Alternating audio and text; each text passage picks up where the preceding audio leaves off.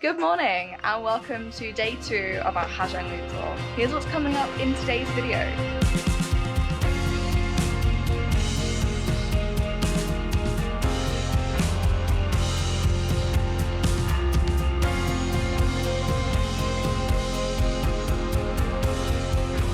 So today is day 2 of our private tour around Ha Giang. If you haven't seen video 1, please go back and watch it. It kind of introduces the video, where we're staying and what the next 3 days is going to be like.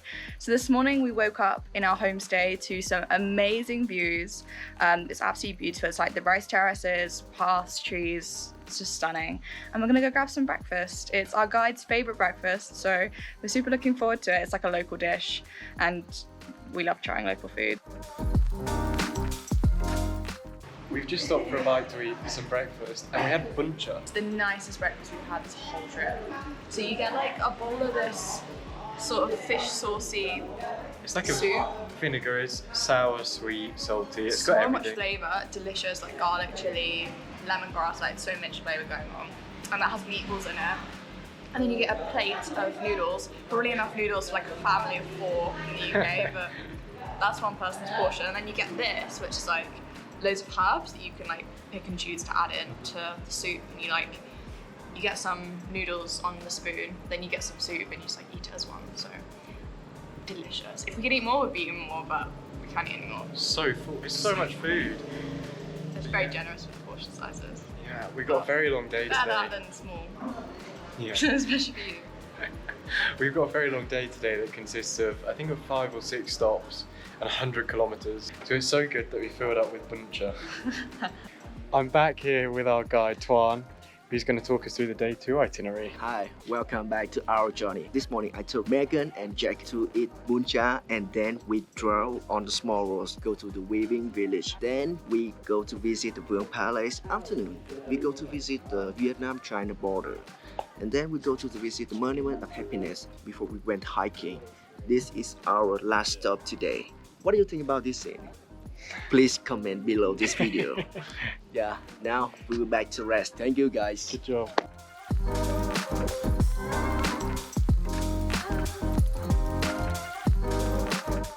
So I don't know where we last left you, but over the course of the day, we've been trying to record footage of us chatting about the location as we're there, but we've lost the wind protector to our camera. So the audio is super loud, super bad quality, and we didn't really want people to have to suffer through that throughout the video because it would be painful.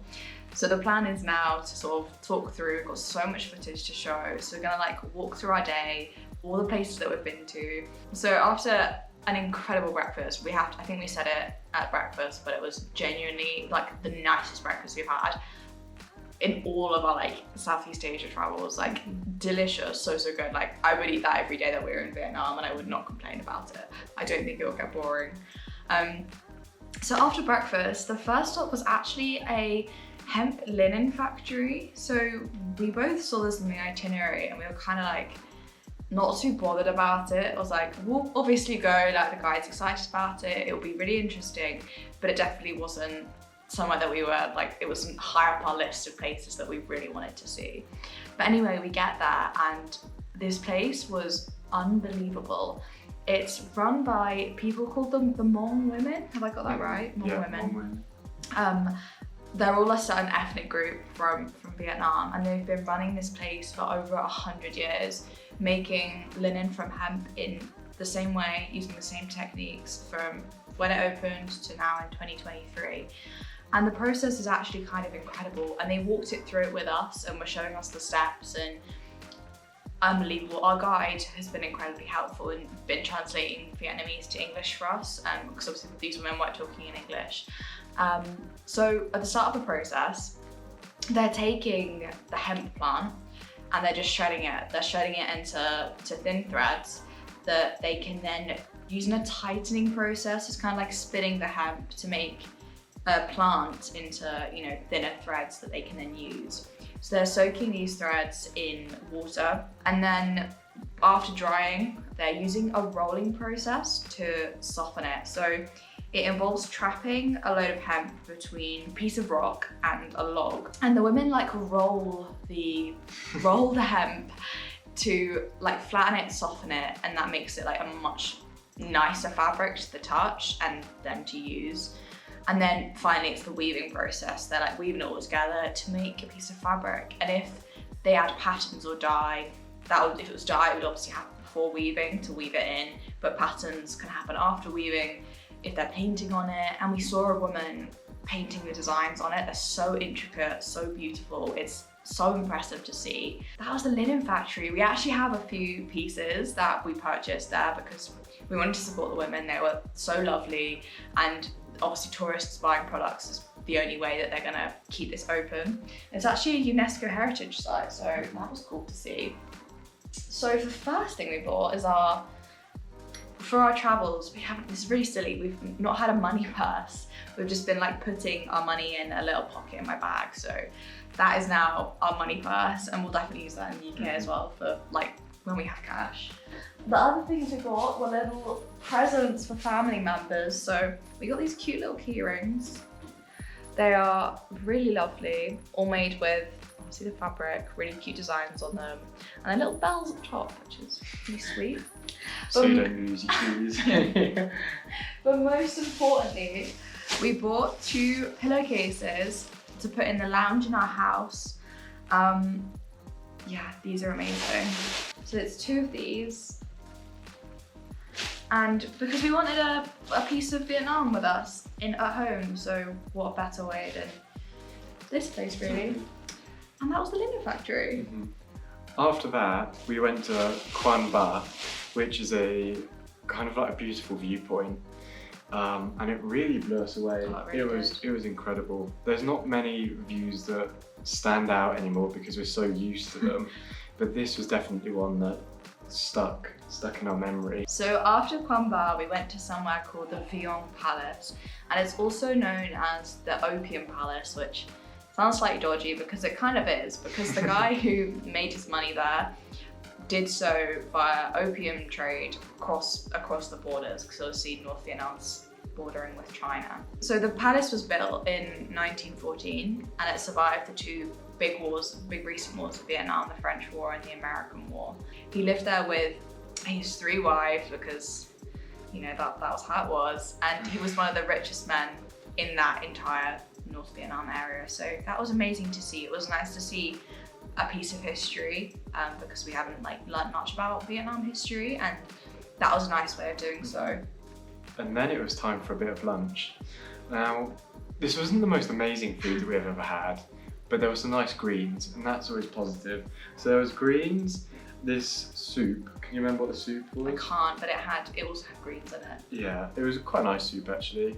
There was like beef, stir-fried beef, there was fried pork, fried beef, and a couple of other side pieces, and of course, you guessed it, a big bowl of rice. It was very average, we're not gonna lie.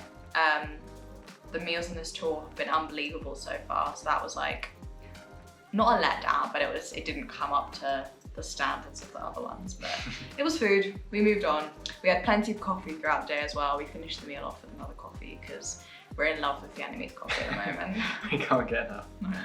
So then after lunch, we went to the China-Vietnam border, and it was obviously another beautiful view because they really all are at Ha Giang, but you could see it was an electrified fence, wasn't it? The whole way. And I'm sure it's like also monitored by cameras, and yeah, it was incredible to see. I've never been to China, you've never been to China. This is as close as we've come to China, and it was a really cool experience. After we went to the border, we visited the Young Volunteer statue on the Road to Happiness. It's called the Road to Happiness because there was no road there before this was built.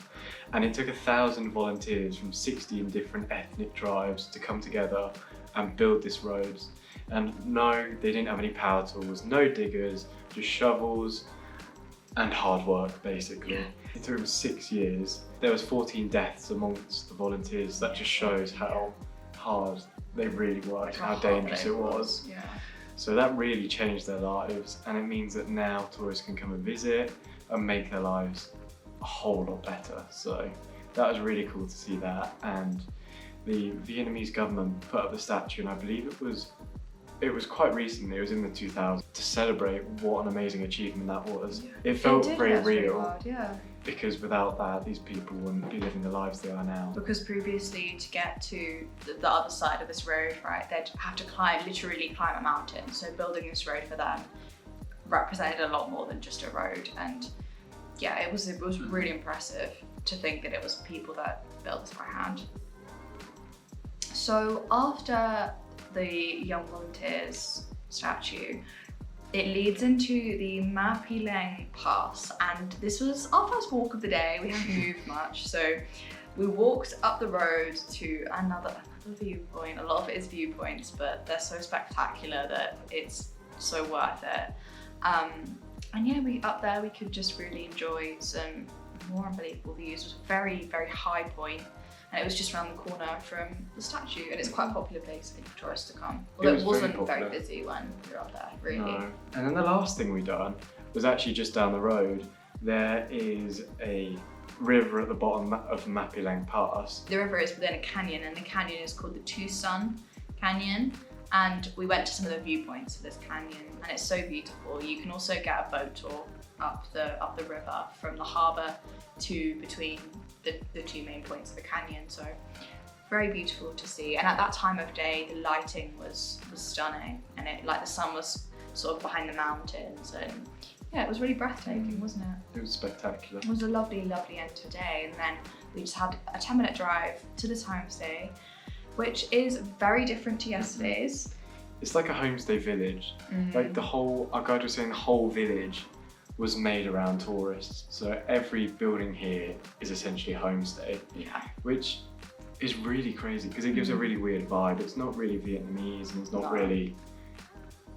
And it's a bit annoying to be supporting it, because it's not authentic, and we do prefer an authentic experience, but it's convenient. The location is convenient when you're doing the Ha Giang Loop, so it works, and the room's really nice, and it's really beautifully decorated, the homestay, and yeah, we are really happy to be here.